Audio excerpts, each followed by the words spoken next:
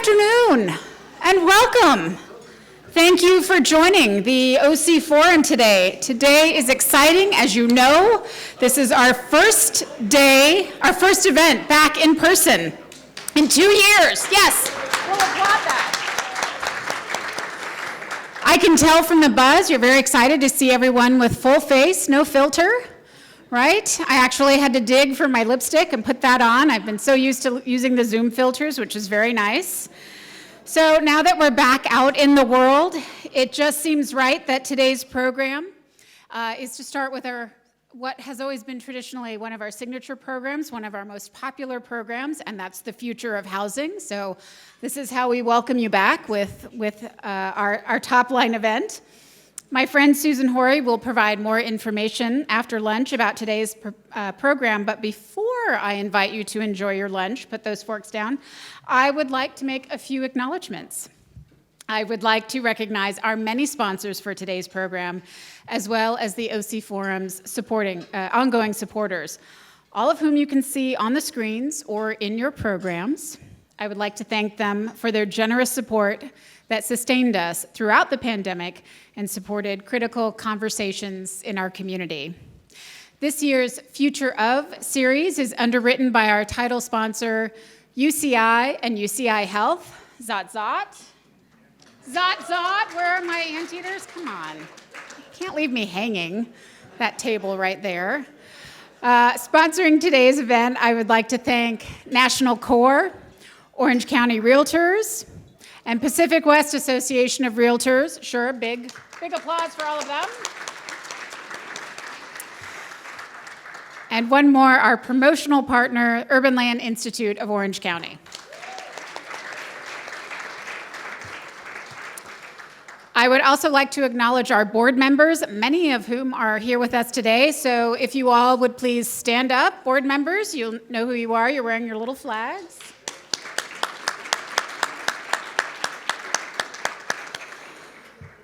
Once again, I'm very pleased to welcome you back to the OC Forum, and I should have started by saying, hi, I'm Kate Klimo. I'm this year's chair of the OC Forum. I forgot that part.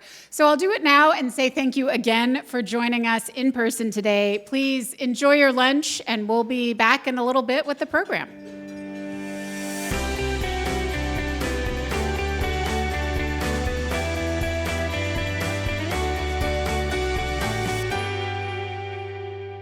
I want to welcome you again to our Future of Housing event. It is just really great to see everybody and to be able to deliver these remarks in person. I'm Susan Horry, and I am a member of the OC Forum Board of Directors, but I am also the District Council Chair for ULI's Orange County and Inland Empire District Council. And we are one of the co-sponsors of today's program. And we are very honored to be one of the co-sponsors because of the importance of this topic to Orange County. Housing attainability, increasing our housing inventory, and particularly in the areas of affordable housing and workforce housing, are all ongoing areas of focus for our ULI District Council. And so we are very interested in hearing what our panelists today have to say about what we're doing to solve the housing issues in Orange County. And with that, I'd like to introduce our moderator, Jeff Collins, the housing and real estate reporter from the Orange County Register, who will introduce our distinguished panel today. Jeff?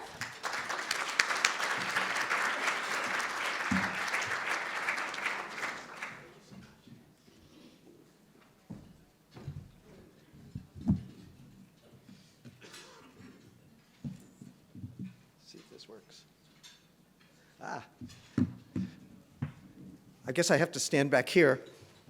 Hi, everybody. It's nice to see you all today. Thank you. And I want to thank Susan for that introduction, and thank you all for joining us today. I am honored to be the moderator of this panel. This is like a key issue that's been at the center of California politics and California public policy now for the last few years, ever since we had a governor run for office on the promise that he would increase the number of homes, by 350 million by 2025, which he now says was a stretch goal. So to start, I'm just going to introduce our topic and talk about a little bit about what the state of housing is today. If I stand over here, can you hear me okay? All right. So I'm a journalist, and I'm used to sitting in quiet little newsrooms behind a keyboard, and public speaking is not my strength. I'll probably lose my place a few times, so just bear with me. So when I thought about, when I visualized the future of housing, I immediately thought of George Jetson in his flying car, parking in his garage way up in the sky somewhere. And, we're going to, how are homes going to be built? Are we going to be building them in factories? Are we going to be 3D printing homes out at the home site? Like a Xerox machine, vroom, vroom. Will we even have garages in our homes, since we're going to all have self-driving cars, and then they'll just drop us off and park elsewhere? Are we going to live in single-family homes? Are we going to all be in mid-rise or high-rise residential towers in the not-too-distant future?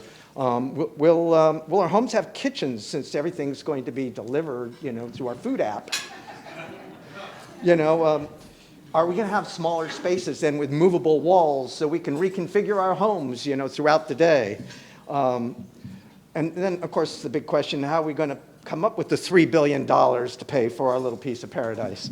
So it really, though, when I thought about this topic a little bit more, I thought, well, we're not talking about the science fiction, distant future. Really, I think in California today, and I'm going to get a little nerdy here, but in California and in Southern California, I think that the future housing boils down to one four-letter word that a lot of you know, but most people still don't know and aren't familiar with, and that's RHNA, RHNA, the Regional Housing Needs Assessment. And so we have this 50-year-old law in the state of California that it's supposed to guarantee that we don't have situations like we have now, where there's no inventory of homes for sale, and apartments are scarce, and there's bidding wars for apartments, and long lists of people filing applications, and prices are soaring.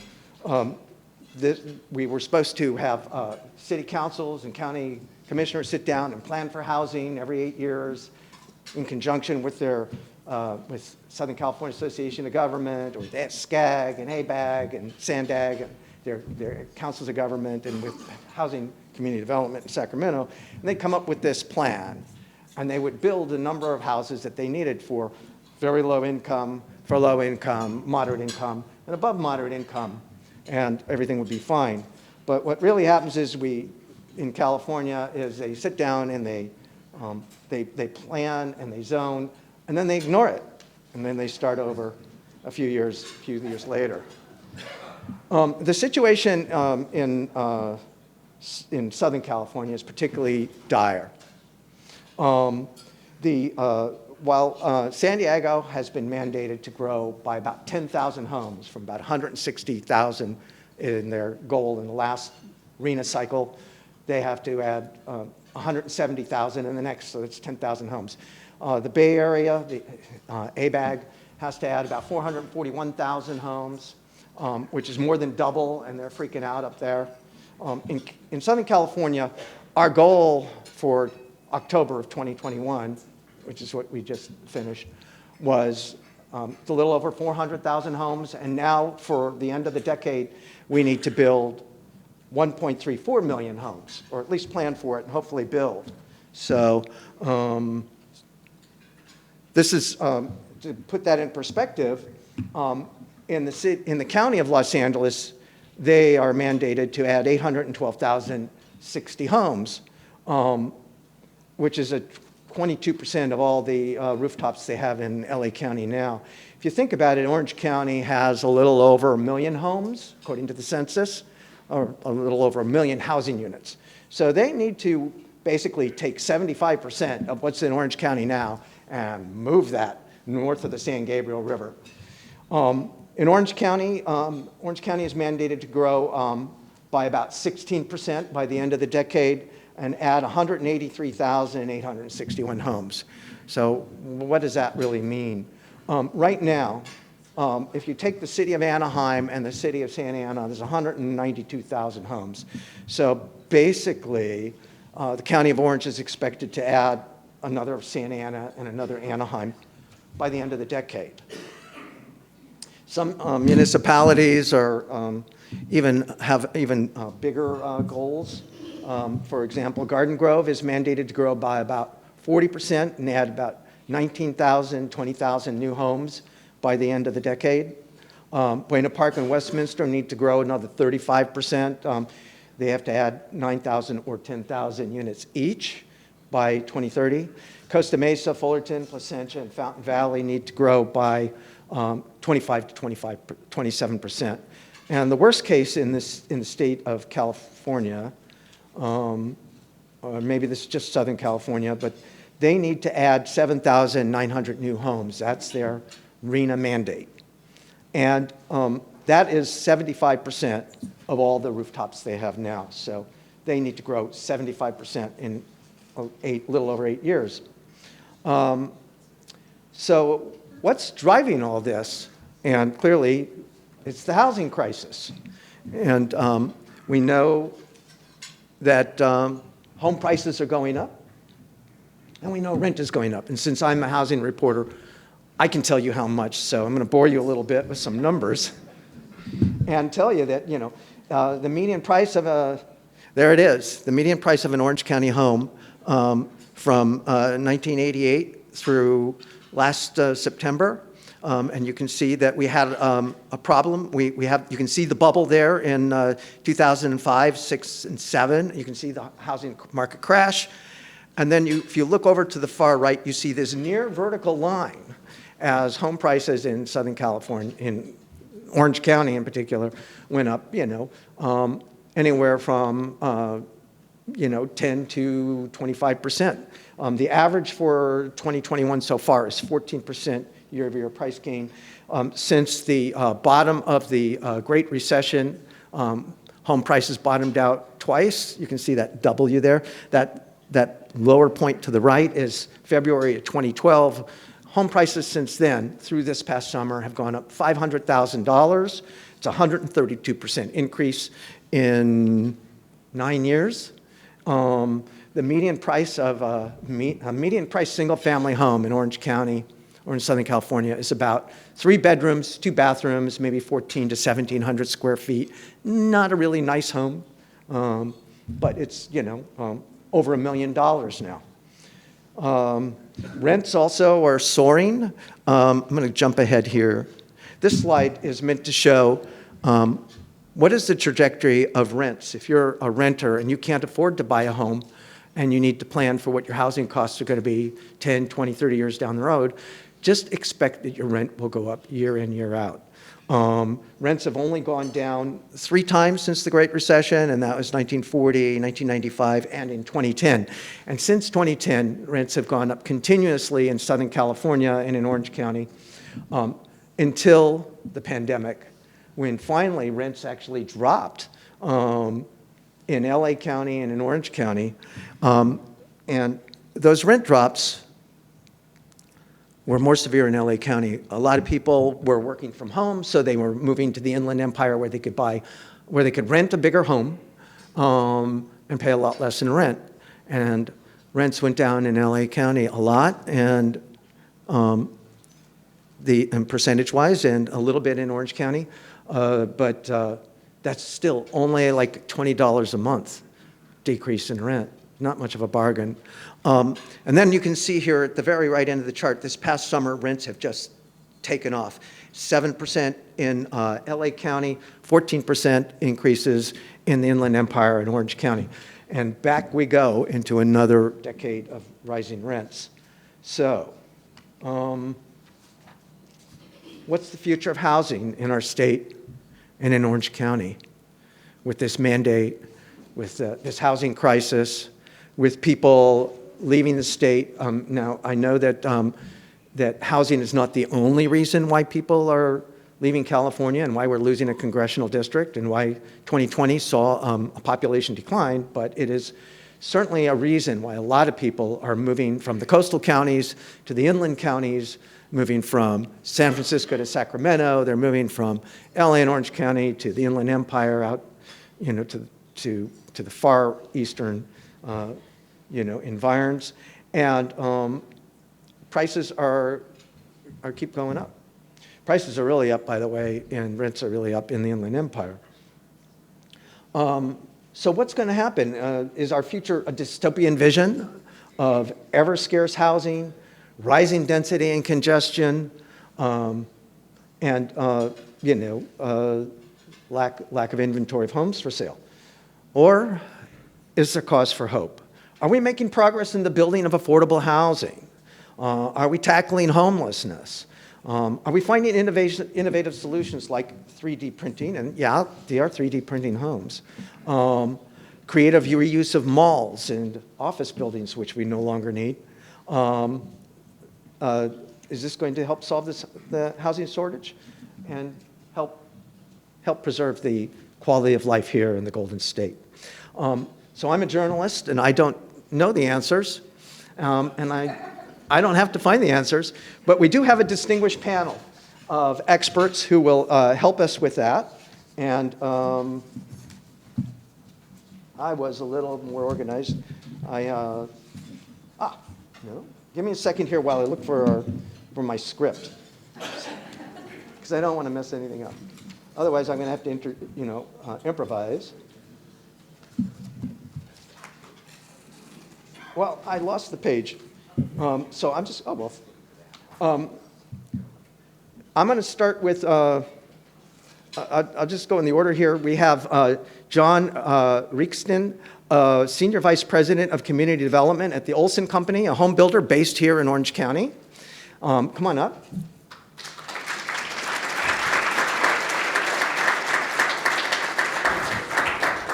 We have Trevor O'Neil, City Councilman in the city of Anaheim, 6th District, and also our representative on the Southern California Association of Government, or Anaheim's representative. He's very knowledgeable about that four-letter word that he knows how to pronounce backwards and forwards. We have Cesar Covarrubias, the Executive Director of the Kennedy Commission, which is an affordable housing advocate in Orange County, and Alexa Washburn, Senior Vice President of Planning and Acquisitions for National Core, which is an affordable home builder and developer. Before I go on, I forgot to finish my slideshow. So this was in the New Yorker last month. It's a birdhouse, and he says the crazy thing is it went for over $1 million. And so, my questions for the panelists is, starting with, this is, the pandemic seems to have changed how we work, how we live, and how we shop. Before the word COVID entered our vocabulary, or coronavirus was a household word, we had really knew what the future was, and it was new urbanism. It was people, especially millennials and Generation Z, were moving back to downtown. They weren't buying cars. They were taking mass transit or Uber or ride sharing. And people were going to congregate and live in ever-increasing density. Then came the pandemic, and people started abandoning denser areas and moving back to the suburbs. So how has the pandemic changed our housing outlook, and will these changes be long-lasting? Why don't we start with you, Cesar? So we'll just go in order. Sure. Thank you. Thank you for inviting us out for this conversation. I think that there's a couple of opportunities that we see, and we have to probably wait a bit and see what the reaction is going to be from the population as we go back to work. Is it going to be a hybrid situation? Are we going to be able to work from home more? And those are going to be key factors as we move forward with seeing how development happens. But as we are planning for development in cities here in Orange County, it looks like we will continue to have a pattern where we will have housing now taking over underutilized spaces. And that's predominantly the areas that we are focusing on: former manufacturing, former also areas which are malls or malls that had retail before. All these core areas that had experiences before that are not relatable to today's professionals who are looking for something different. I think we have to reimagine what Orange County spaces look like, and we have to be mindful that folks are looking for different things, and it's just not housing, it's a combination of things: housing, entertainment, work-related. I think that that's going to be the future for Orange County, where we have to maximize the land that we have, the opportunities of development that we have also. Councilman O'Neil? Yeah, I agree with Cesar. The demand for housing is always going to be there. The pandemic didn't eliminate the demand that we have for housing, but the pandemic presented some new opportunities that we have, as Cesar mentioned, with maybe underutilized commercial or retail centers. I'm curious to hear from the builders, though, in terms of the demand and the kind of things that you're seeing that consumers are actually looking for. So I look forward to what you have to say, John. Yeah, I mean, I think we're already seeing some changes in land use. I know my son, for instance, works for a large company in Pasadena, and they didn't renew their lease. They got a new CEO based out of Austin. Instead of moving to Southern California, he's staying in Austin, and they're all working from home now. So time will tell. Cesar's right. We need to keep close tabs on how this changes land use. But we already had a retail overabundance that we were looking at. We already had strip centers in a lot of areas that are underperforming. And this is just making that worse. And also with the distribution of goods, Amazon fulfillment centers popping up all over the place, folks have gotten used to shopping that way. And my wife still likes to get out of the house and go somewhere to do some shopping rather than do it all online. But let's face it, a large number of people are buying things differently. So part of that has been pandemic driven, because that drove the need to acquire items that way for a period of time. But a lot of these trends had already been occurring. Right. And then the other issue is, a lot of businesses, a lot of folks are going to be working out of the house. And so that presents a lot of interesting questions, even for cities who have always seen residential land use as a net drain on city resources. But if folks are working out of their house, if they're spending money locally and they're not driving a half hour, you're going to see your income go up in cities where more folks are working at home and buying things locally than buying outside of the local area. So a lot is going to come out of this. We just need to pay close attention to the trends over the next year or two. Are you building homes in the Inland Empire or just in? We are not. We are not. So what is demand for homes here in Orange County? Has there been any change, or people, do you see the demand shifting more inland? No, demand is very, very high, and that's because there's just not enough housing available for those who have the credit and have the income to afford it. But there's a huge demand in entry-level housing that isn't being fulfilled because there aren't enough units being created, entitled, permitted to provide that housing. And that's a problem throughout Orange County, LA County, the coastal counties in particular. It's a huge issue. It's why all of us are here today. Alexa, what do you see as the change that's happening in our, the outlook? We think we're going to make a plan, and then everything just radically changes. Well, I agree with all the other panelists. I mean, the pandemic, although the challenges, it opened up new markets really in 3 areas, right? We did already have the evolution of the retail market. Of course, office now. So we've all learned that we can be productive working from home. And so the office buildings are opportunity for housing. But what we haven't touched on is hotels. Mm-hmm. So during the pandemic, we saw many of the hotels and motels fill up, take people off the streets, get them into housing. And over the next 3 to 8 years, those hotels are going to be redeveloped or substantially rehabbed to provide more affordable housing. And so that's a trend that we're going to continue to see.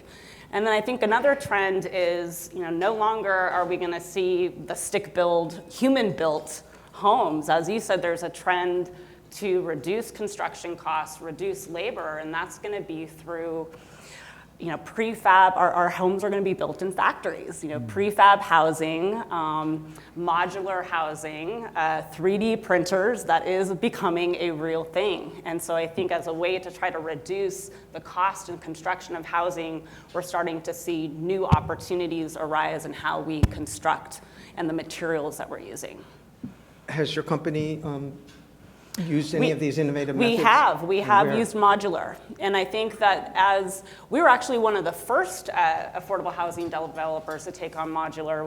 It was out in Yucca Valley. I mean, this project is now probably 8 to 10 years old. So we, being on the frontier of it, we didn't see the cost savings as much as that time, but now as it's starting to become of the norm and more companies are adopting and treading into that new field, the prices are starting to, that cost point's starting to come down. I remember it's been probably 8 or more years when RSI, a cabinet maker, started manufacturing homes out of factory and out of cabinet factory in the Inland Empire. And I would go to a home site in Costa Mesa, and they assemble them like sort of like Legos. Right. Well, and you save the time, right? Because you can concurrently be prepping the site while you're getting the vertical housing ready in the factory, and then you just come and pop it down. I think I want to jump around here and just, you brought up the need for affordable housing, and there's been so much data about how, well, we know what the wait lists are for subsidized, for rent subsidies in Section 8 vouchers. They're like 4 years at a minimum. Only about a third or so of low-income or very low-income renters are able to find affordable housing. The cost burden statistic, which is how many people are spending over 30% or how many people are spending over 50%, very high at the low end of the spectrum. And yet, we've had a lot of funding in the last 3 years for affordable housing in the state of California. Are we seeing an increase in Orange County and in our region in affordable housing construction? How much of an increase, and it seems like every few days I see an article that says they just broken ground on a new affordable housing project here in Southern California. Sure. I can answer that one. Yes, the answer is yes. I can say personally for National Core, traditionally, we had about 5 to 6 projects under construction each year. And in 2022, we will have 12 to 15 housing projects under construction, 6 of them right here in Orange County. So we're not the only affordable housing developer. So alone, National Core will be adding almost 1,000 units to the ground.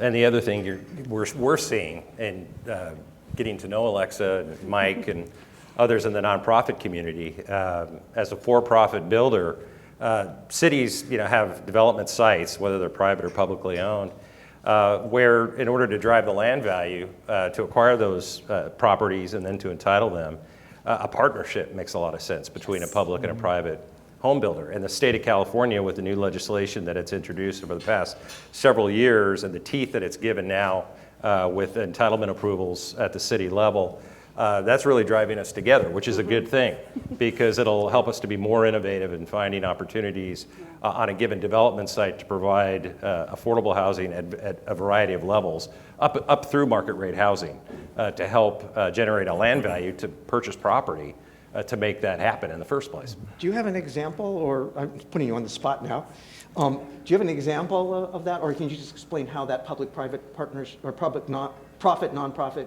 partnership works? Yeah, it could be a situation where a city has properties throughout its downtown area and wants to develop them, but has a RHNA goal to fulfill, and also wants to get a return on some of the land in order to invest in improvements and landscaping and transportation, open space in the area. So they may look at a partnership between a public and a private builder to provide the RHNA numbers that they're trying to hit, especially in the very low and low category, while also doing some market rate housing to generate the land value to help pay for some of those offsite improvements that benefit that entire area of the city. So that's like 10% of the units may be affordable, No, maybe it could be 50, more. could be 50-50, 60-40. Now, Jeff, we do this in Anaheim all the time. We have our own housing authority that owns a number of properties, and we're always looking for opportunities to partner with the development community to help further those RHNA goals in providing that property or discounting the property in exchange for affordable units. I do want to go back to what your question had, or your point had entailed about the funding, though. And from my perspective, the kind of funding that we are seeing for affordable housing is largely for things like permanent supportive housing. We're not seeing funding for putting affordable units in a market rate development. That's something that has to be worked out between the local jurisdiction and the developer. The state is not funding those.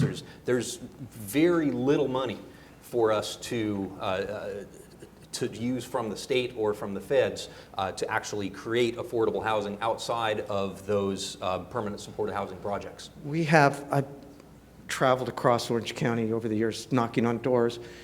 We have a lot of apartment buildings where I walked in and there's 10 people living in those apartments. People have, like 3 or 4 people have jobs. They're working at McDonald's, they're working in restaurants, they're working in different kinds of, they're working in factories.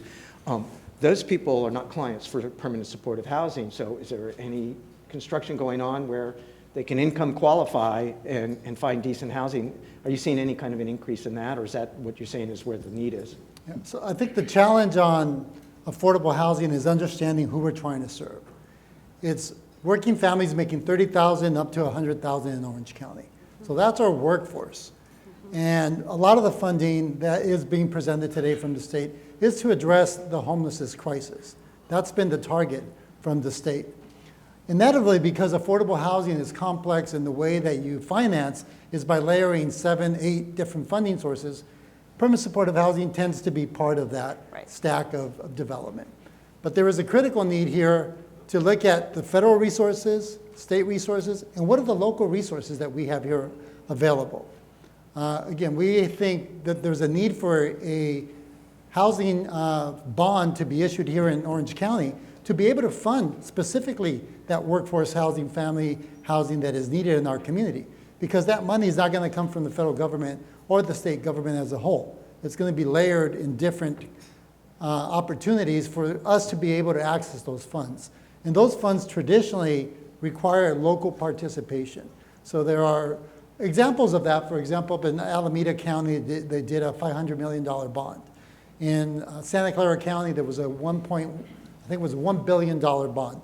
Those are big numbers, but we have big problems in Orange County in terms of what we do. So there is that need for us to think, how do we leverage our land here locally to be able to address that need that we have in the community? But how do we also leverage it with additional local money? And here we have a housing trust and a finance trust in Orange County, so we're pretty unique. But those two need to be funded somehow. There needs to be funding for those two trusts to be able to then participate in the larger structure of helping develop that housing for that critical workforce that you're mentioning, Jeff, that is not being met today. And that's where we have doubling up, tripling up of apartments that cause a bunch of other issues, right? Overcrowding, parking, health issues, and other issues that you may experience in communities. So I think it's critical that we are creative as to how we're going to be addressing this, and be realistic that we have to invest to take care of this issue. I'm going to change gears just a little bit, and I want to address sort of like an elephant in the room and talk about housing legislation and SB 9 and SB 10. In a nutshell, these are laws that did win approval. That allow duplexes, lot splits, small apartment buildings in single-family neighborhoods. So it was interesting that SB 9 is sponsored by the President Pro Tem of the California Senate, Tony Atkins, and I was listening to the LA Times podcast, Gimme Shelter, and they had the former President Pro Tem, Kevin De Leon, saying why he opposed SB 9, which is sponsored by his successor. But anyway, how effective will this be in boosting the housing supply, number one? And how will this impact the California lifestyle of, that we tout and that we're so proud of our 2-car garages and our backyard swing sets and our barbecues? Well, let me start with that because this is something now that local governments are tasked with figuring out, right? And we're still doing that. So first, SB 10, that's an easy one to cover. That's an optional program. That's not a mandate from the state. And if a local jurisdiction wants to opt in and have an ordinance to repurpose formerly zoned or currently zoned housing sites near transportation into small multifamily developments, they can. But a city can say, no, we're not going to permit those in our city. SB 9 is a little bit more complicated. However, it does not necessarily mean that every single family neighborhood is now going to get split in half with another home put on it. The legislation, while we're still figuring a lot of this out, there are some key limiters to this. And the first is that the lot split would require that the owner of the original parcel remain living on one of the sites for at least a 3-year period. So that's going to eliminate a lot of the speculators and developers who might want to buy up large single-family parcels with extra land, split it up and build another unit. Another thing is that the law requires for that second unit a maximum, if you will, but a local jurisdiction has the ability to decide how big it would like these to be, as long as it was within that parameter. And the minimum maximum is 800 square feet. So a city could just as easily say, for the unit, not the lot. The unit size, right? For the unit size, yes. Yeah, the lot size is 1,400, 1,200 square feet, something like that. And then you've got setback issues and building code issues. So it's a little bit more complicated than that. And I don't see it as destroying single-family neighborhoods. I don't see it as solving the housing crisis. The way that I see it is just yet another example of Sacramento thinking that it knows better than we do as local elected officials and usurping our local control. These kind of things happen incrementally, little by little, to the point that we lose that local control. And so that's something that we're always struggling with when we're dealing with housing issues and many other issues with the state. And Trevor's, you brought the elephant out for a drink because that is the elephant in the room. For the first threshold question, is decent, safe, and sanitary rental or market rate housing something that should be provided to human beings who live and work in this area? And if so, how does that get accomplished? And how do you maintain the ability for local jurisdictions to make land use decisions and at the same time try to reach that public policy objectives? And that's really where the rubber meets the road. And that's the reason why SB 9 and 10 passed and other things didn't pass, because that is where the gigantic struggle is occurring. Because frankly, to provide enough affordable housing to meet the need, and I hate to say this, but it would require much more drastic action on the part of the state and even the federal government. Is that something we want? Is that something we want to do? That's really the threshold policy issue here. And a council member, and council members are who we work with day in and day out. And so on the one hand, we'd love to build more homes. We'd love to build a ton more homes. But at the same time, we have to get these communities approved. It needs to work for that jurisdiction, and it needs to be very well planned and thought through. And that's where we struggle. And that's why this is such a huge issue for the entire nation. Yeah, I would agree. Both pieces of legislation, or now laws, are going to have a limiting effect on actually producing housing.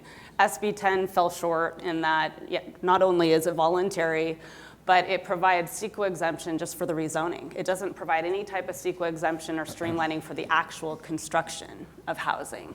And then SB 9, it really will only affect 5 to 7% of the parcels in the entire state of California. And even then, are the homeowners or the landowners going to utilize this new tool? I mean, there's just too many specifics it has to meet. So overall, they're not going to have much of an effect.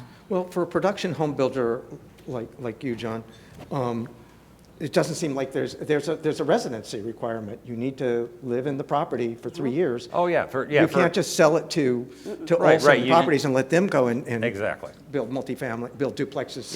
We can't just Orange buy County. up a bunch of properties and start plopping, two homes and two granny flats on each one, unless, one of them stays and stipulates that they're going to maintain ownership. And I don't even know if I could do that.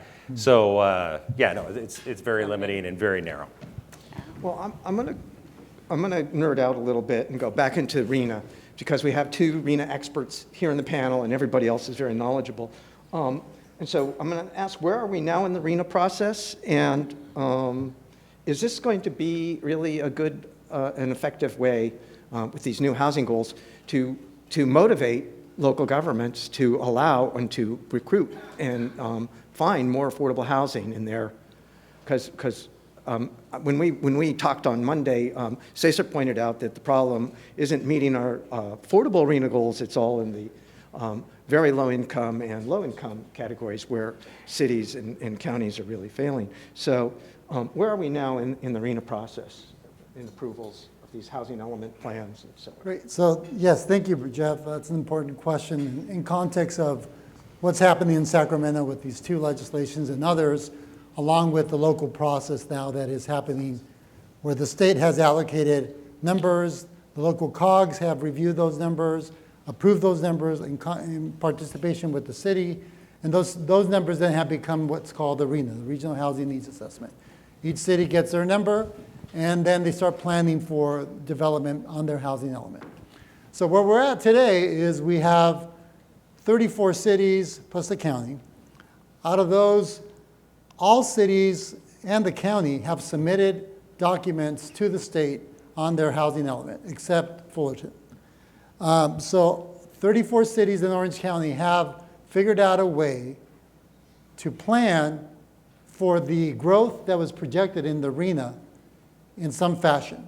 And you have to look at each document, see how each city's doing it. But the majority of them, it's rezonings and it's overlays, and it's also creating enhanced densities in areas that already were dense. And along with that, the state is really looking at policies and programs. What are the policies and programs that are going to drive affordability? As Jeff mentioned, in the past planning period, we had 32 out of our cities exceed their above moderate income housing production. So cities that had a RENA of, let's say, 5,000 have produced 8,000 units. But the difference in those cities is that there are only 4 or 5 cities that actually have met the RENA at low and very low. And those 4 or 5 cities that actually have met both have specific policies and programs that are driving the affordability at all income levels. And they've had success. Cities like Irvine, cities like Santana. So those are examples of cities that are very different. One's a large community that has land where you're going to build more. One is finding ways to develop new housing in their community. So the RENA process at this point has translated into a housing element. Those housing elements are in process.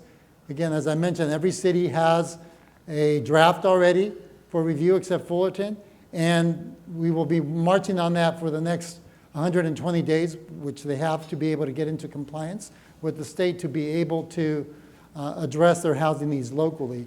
And I just want to quickly address also the question and the issue about state control and local control. And I think part of what's been happening is this not a coordinated effort to actually address housing, right? We have the state doing their part with funding targeted at specific populations. We also have a requirement through land use in different areas that is requiring for planning, also requiring for opening development. All these are market approaches to enhancing the use of properties to increase housing, right? But the affordability really has to be intentional, because you're going to have to be able to plan for it. You're going to have to be able to find sites, your own resources, and then collaborate with nonprofits, other stakeholders to be able to bring all those resources together. Again, we mentioned 7, 8 different funding sources. It takes years to get those done. So it takes a very intentional coordination to be able to do that. I'm going to start at the other end of the table this time. Do you think that this cycle with these large targets, are cities showing some inclination to be motivated to actually get low-income housing built? And do you have any examples? Well, yes, I think out of the previous cycles, this cycle is very different in that the cities, can't get away anymore with, we're going to stick a housing overlay over an industrial zone. HCD is just not going to accept that. And so I think the cities are doing a good job of identifying sites that can be redeveloped, that they are good sites. Where the whole RENA process falls short is in the funding, as Cesar said. I mean, when the SCAG RENA came out, when you think about having to actually implement and build 500,000 or 500,000 new lower income units, how much money and public subsidy that's going to take is over $50 to $100 billion annually. And let's bring that down to like the city level. A city that has a lower income RENA of about 1,500 units, that means that they need 50 to 100 million annually, so about 2 projects that they need to construct annually to meet their targets. There just isn't enough public subsidy out there. So what it's challenging us to do is now look and start partnering with the private sector, as John was saying, and that's really, and look for private capital and opening up those markets to start moving the affordable housing forward. And that's the way to do it, absent unfunded mandates, which is really all the state seems intent to do. And going back to something that Cesar was talking about with local policies on affordable housing, essentially what we're talking about there are inclusionary zoning policies, and that's what you have in Irvine and Santa Ana. And just to speak to those briefly, Irvine you cannot look to as a model city for producing affordable housing. Irvine has one landowner, the Irvine Company. It's not a situation where the value of the land is it's traded between developers, and the affordable housing component and pricing of that has to be built into the construction costs. So different situation. And I believe Irvine has about half of the construction of all new homes in Orange County. Yeah. But that's part of its master planning. So it's different than in a city like Anaheim, for instance, where we don't have an inclusionary zoning policy, where a developer might own a piece of property or have purchased a piece of property, and then the city goes in and changes the rules on him, and now he overpaid for the land and nothing pencils and you can't get it built.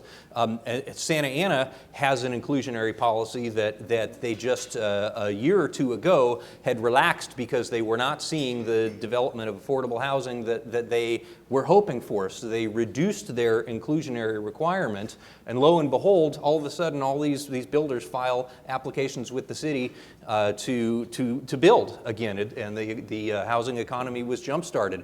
The city council recently took a look at it and said, wow, now we have a lot of people building in Santa Ana. We can increase the inclusionary component again, because then we'll get more affordable housing, right? And what happened? Everybody backed off the moment that they did. So we have to be really careful about how to balance that, and as the builders know, that rather than looking at local mandates or state mandates, you look at ways that you can partner with the city, whether it be with city-owned assets, or grants that the city is able to chase after, or a housing authority can bring to the table to provide that gap financing to get those units built.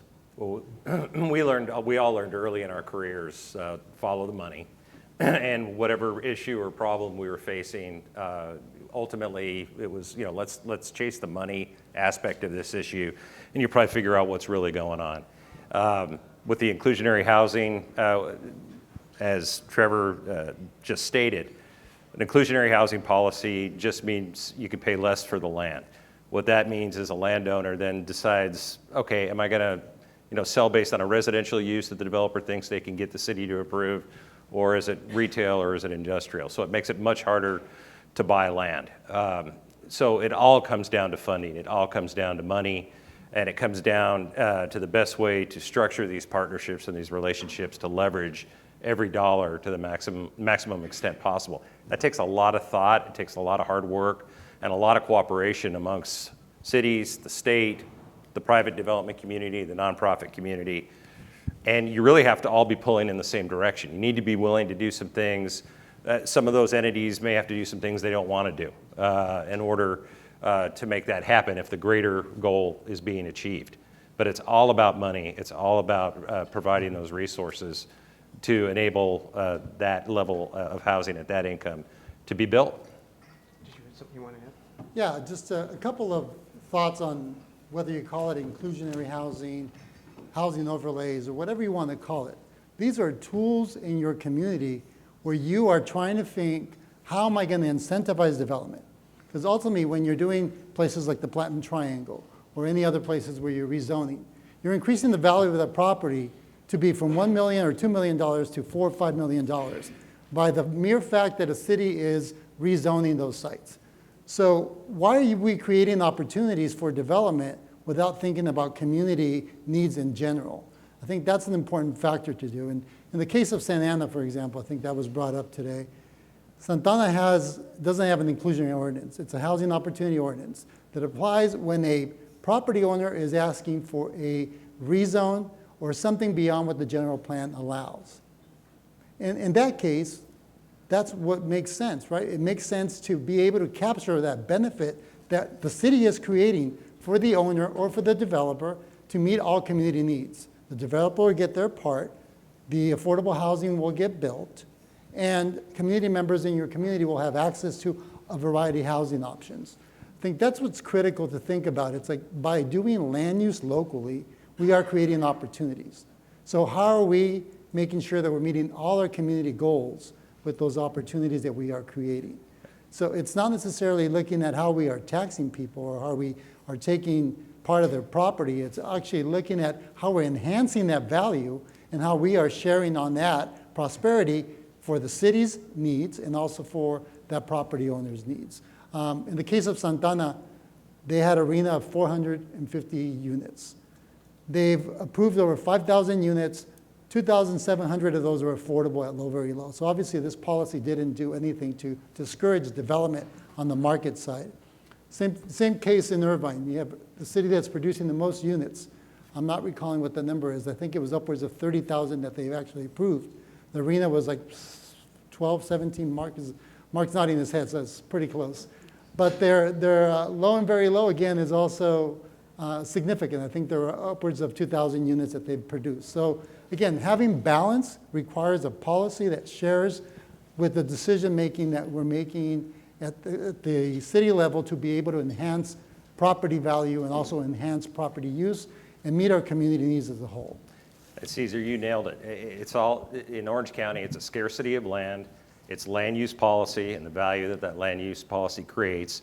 And as a result of that, what those property owners are willing to do or not do to sell that property. One of the thoughts here is with the resources that do come in, buying land, acquiring land, banking land, because this isn't as big an issue way out in the Inland Empire in Texas and other areas of the country where land doesn't have much value at all. But the high land values here are what really discourage what we're all trying to accomplish.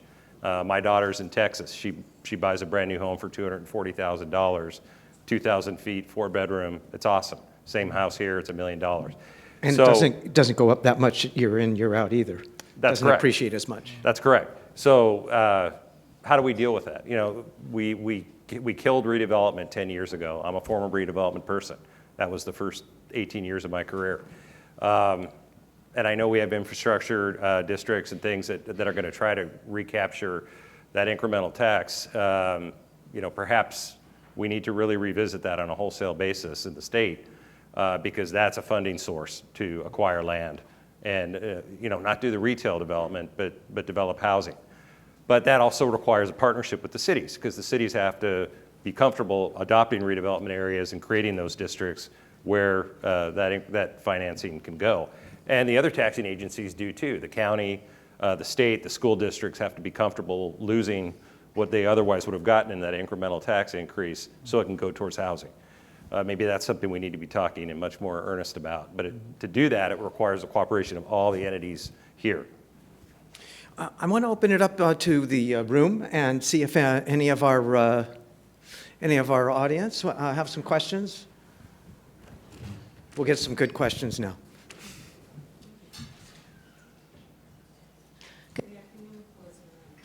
No, you're good.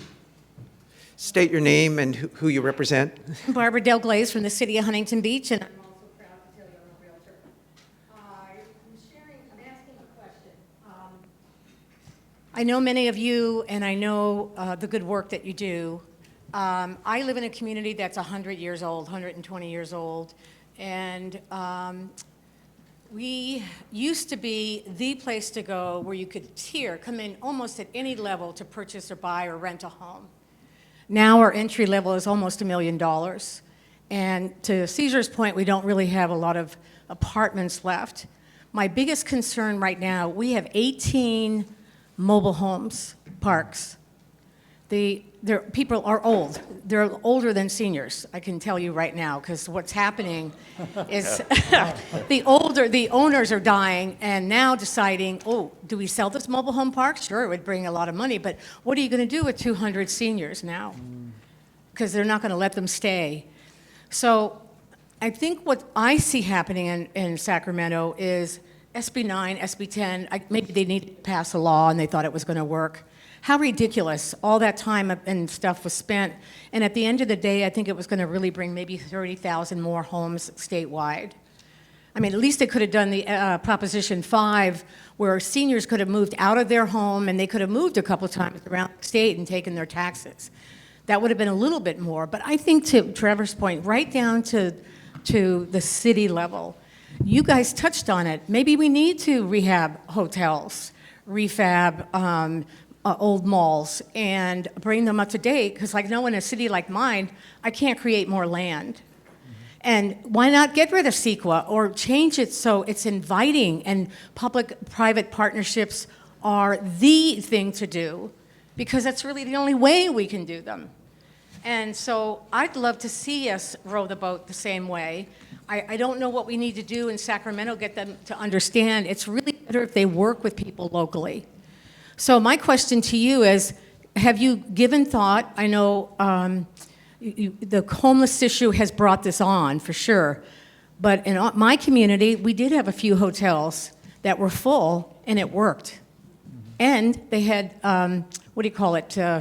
services at the hotel as well. So we're somewhat fortunate here in Orange County, because in LA, there's 55,000 plus. Ladies and gentlemen, we have to fix this issue. We can't have people living on the street and then 10 people living in an apartment.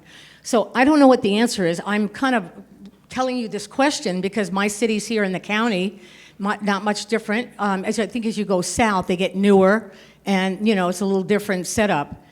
What are your recommendations? Because I love the idea of public partnerships. I love that. We just did, Trevor was instrumental in encouraging us to do the, what is it called, the middle housing, where the people buy the apartment and then... Workforce housing. Yeah, and then the city owns the land after, the building after 30 years. That's brilliant. But that's 30 years from now. So anyway, I know I've rambled, but thank you for listening and question. What is the solution? And what do you think about the workforce housing model that Barbara mentioned? I'll start with that as a fellow local elected. So there's a lot to address in the points that Barbara made. I think the first point to make, though, is that if Sacramento was really serious about alleviating the housing crisis, rather than coming up with unfunded mandate after unfunded mandate, do something to make it easier to build. This is a supply and demand issue at its core, not a RHNA issue. And we really need to be looking at CEQA reform and eliminating barriers that are put on developers that ultimately just increase the cost per door that we know gets passed on to consumers. The RHNA is sort of a back-ended way to address it, saying, well, you don't have enough, so we're just going to make you figure out how to build more. And there's controversy to that as well. California has RHNA, but I don't think any other state has something similar to that. And there's the question, as you had raised, Jeff, that the 1.3 million housing units that were promulgated for Southern California, the governor stated himself, was a stretch goal. not necessarily based in fact or demand, but something that he thought was... Well, I think that he was saying that he campaigned that he was going to add 3.5 million homes by 2025, and then said, well, that was a stretch goal. Right. Because his own housing department is only calling for 180,000 units a year. But RENA itself used that number when coming up with the regional determination, at least for Southern California, of that 1.34 million units. Now, this is something that I've been involved in for the last couple of years as a member of the SCAG Regional Council as well, and the chairman of the Orange County Council of Governments, and this whole process was very politicized. State comes down and says, you need 1.34 million units. SCAG pushes back initially and says, no, that's too many, we need about 700,000 units. State says, nope, we think you're wrong, you're just going to take it. And then there's the whole issue of how that number was divided up in Southern California, and through a very highly and orchestrated political process, Orange County took on a very large share of the region, largely coming from the inland counties who had a political deal with LA to densify Orange County, punishing us for our success in economic development. So the question still remains, though, do we need 1.34 million housing units? At one point, SCAG said, no, we don't. HCD pushed back. So I led the effort at the Orange County Council of Governments to file a writ of mandate against HCD, challenging that on the same basis that SCAG pushed back before, that the numbers really should be more in the magnitude of 700,000 or 800,000, depending on what data you use. But the bottom line is that HCD did not use the data, did not follow the statutes as it was supposed to. We've got our first hearing on that case next week.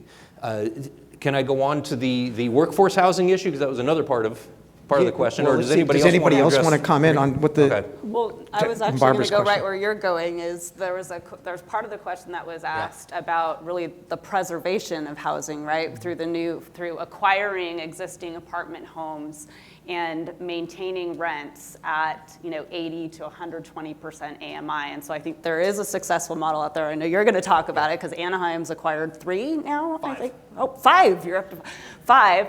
And National Core, that's one of our emerging programs, is that we're also looking at acquiring, it's our NOAA program, what we call naturally occurring affordable housing, where we're using private funding, no public land or public funding to acquire existing apartment home buildings and maintain the rents, put covenants in at 80% AMI. So it is a solution. So I'll have you talk about the workforce. These are really interesting deals, and there's 2 parts of this that makes it work. Again, we're talking about existing rental buildings that are then converted for workforce housing or the moderate income. This is the 80 to 120% AMI category, for which there really is no other funding mechanism. But the way that this works is there's a JPA that partners with the Joint local Powers jurisdiction. Authority. Joint Powers Authority that partners with the city and with the project sponsor, a private entity that will issue tax-exempt bonds for the purchase of the building. It's those tax-exempt bonds, because the rates are really, really low right now. That's the first key to making this pencil out financially. Once that transaction takes place, the property is taken off of the tax rolls. And that's the second financial key, because now you don't have the owner paying property taxes. Who's the owner in this situation? Well, it's interesting. The property is held in the Joint Powers Authority. The project sponsor manages and maintains it and deals with all the tenant issues and everything and receives cash flow for it, but they don't own the property. It's held in the JPA, and at the end of the bond covenants, it's the city that actually owns the property. The city also has the ability to refinance and take the equity gains at year 15. How this fits into RENA is, well, It doesn't really. Well, it does, because the law passed. There was a law that was passed. So and- now these now and can I- count towards city's RENA goal. Yes, Jeff, they can, but that's conditioned. I moved that law. I worked with the JPA, and Anaheim was the primary sponsor, or the initial sponsor of the bill to get it moving, AB 787.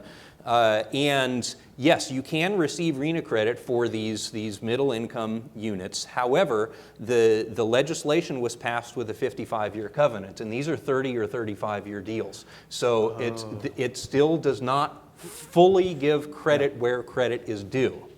However, it does not ignore the fact that cities should be looking at this as not only a way to create affordable housing where it is needed to accomplish that goal, independent of what RENA is asking for, but that it's a financial tool for the city too. And at the end of the day, these bonds are going to be paid off by the rents, and there's plenty of demand there. It gets paid off, and then the city owns the property essentially and can decide to sell it or continue to use it for affordable housing or whatever. So Anaheim right now, we've got $1 billion tied up in future equity. And one of my big areas of interest in addressing our affordable housing needs, and one of the reasons why we did 5 of those projects already, we've got like 1,500 units in this program. We know that we're going to have substantial equity gains. How do we access that future equity now and put it to use to develop affordable housing now when we have a need for it? And I think that's once the financial industry can really figure it out, that's going to be a critical component and a key way to help satisfy Sacramento's unfunded mandates for RENA without burdening the development community. So there's one answer. It's not without controversy. The city of Costa Mesa and the city of San Jose looked at similar workforce housing programs, and they rejected it because the average reduction in rent is about to about 35% of the gross income. So some people worry that there are issues about the condition of the building and building maintenance. They're worried about, well, Cesar, you want to address that? Whether the benefit in lowered rent is sufficient. Sure. Well, no, thank you, Jeff. And this is one other tool that we need in our community to address the housing needs. I think what's also critical is that we examine in your community what are the needs that are not being met. And I would say that in the majority of cities in Orange County, it's the low, very low, and extremely low income families. Again, $30,000 to $100,000. That's a family average income that is being made. So the question here is not whether this program is the answer. I don't think it's the answer. It's just like everything else in our quiver here. We need a larger way of addressing this, and we need multiple ways to address this. The only reservations I have about those programs are that, first, the rent differential between market and moderate is not significant. It is going to be for someone who's going to save $200-300, agreed. But in the general scheme, when you're dropping the rent from $3,000 to $2,700, it's still unaffordable to the majority of working families in Orange County. And so how do we address that issue? I think the same emphasis needs to be put into how do we create housing that's affordable for that income category, along the way also working on different programs that are going to provide additional opportunities for people in our community. There will be those who can pay that rent, that's great, and they'll have some affordability in those cases.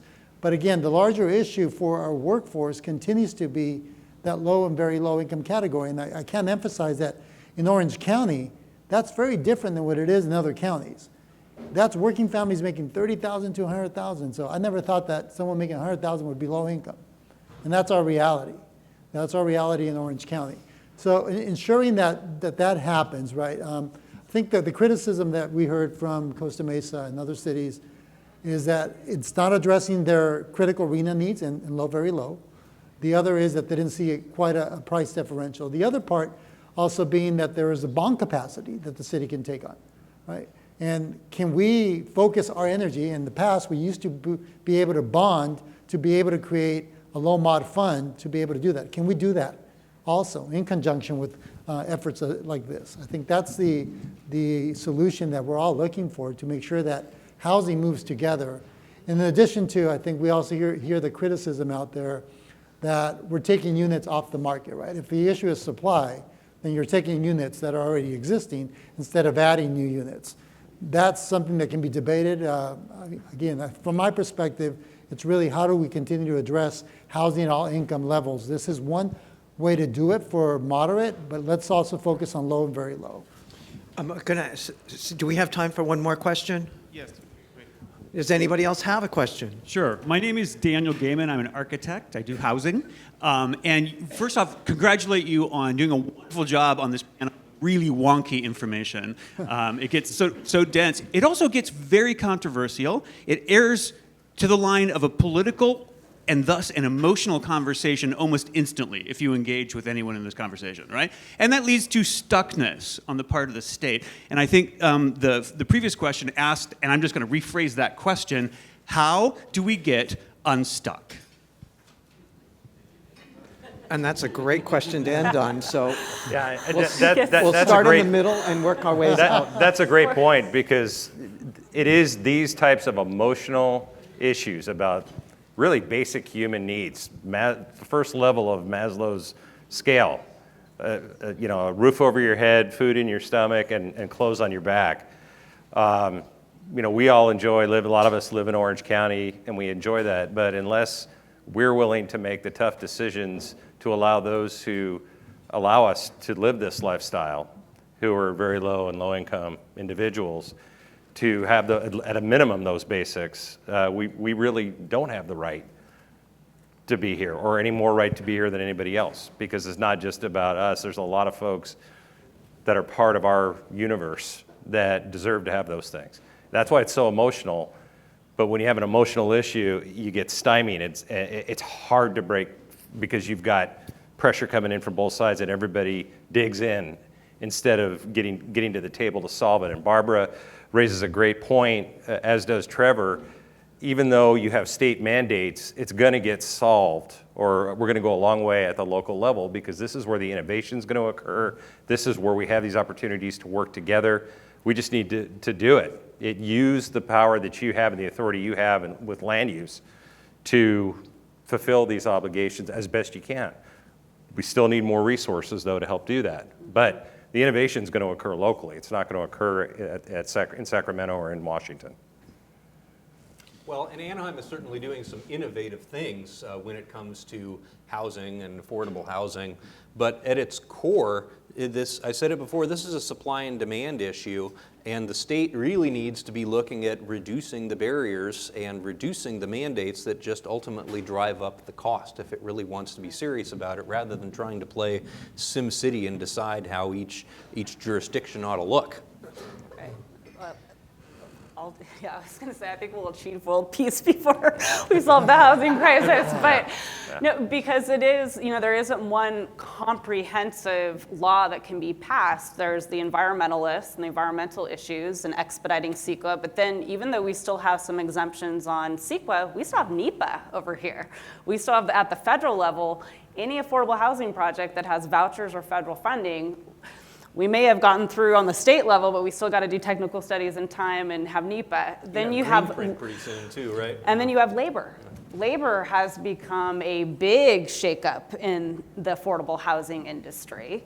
Then you have the regulators. Then you have the financial institutions. I think that's really what's missing from this table, or from a lot of at the policy level, is really getting in some of the private financial institutions on how we can break down those barriers and access more private capital. But so it's getting all of those people, right, and all those stakeholders in a room. And I am optimistic, though. I do feel like we are taking 2 steps forward, 1 step back, but we're still gaining that 1 step. And as I agree with Cesar, it's going to take a bunch of tools within our toolkit to address it. Yeah, I think I would also want to remind us that when we hear the issue about it's a supply issue, it's very true. It's a supply issue at all income segments. If you only address one segment, you're not going to be able to house your community. So it has to be supply at all income levels to ensure that we have the ability to house our workforce, have a thriving economy. And I think connecting that to what the state does, the state has to legislate statewide. Not every legislation is going to fit each city correctly. And what I hear mostly in our work is the frustration that there's not enough being done at the local level where the state has to take action. And that's very dangerous. That's very dangerous because the state cannot necessarily create something that works for every city in our state. But at the same time, understanding that there's frustration with local governments not necessarily doing their part to have more balanced housing. I think I just want to add that there's another element in this equation of getting unstuck, and that's maybe people who aren't in this room but live in our neighborhoods, and your next door neighbor or your relatives, and they don't understand why it is that we have to change. You hear these people every time a proposal comes up before the city council is like, well, there's a lot of traffic, and do we have the water, and do we have the utilities, and it's going to bring crime. So there's a pejorative term that people use for these people that I won't use here. It's an acronym, but I do think that that there is an issue of getting the broader electorate and the broader populace on board too, because they are really unhappy with SB 9 and the likes. And Sacramento is not letting up. So I think we are unstuck, and our housing problems are solved. This was an amazing discussion. I want to thank my panelists for their patience and for their articulateness. And thank you all for being here and joining us.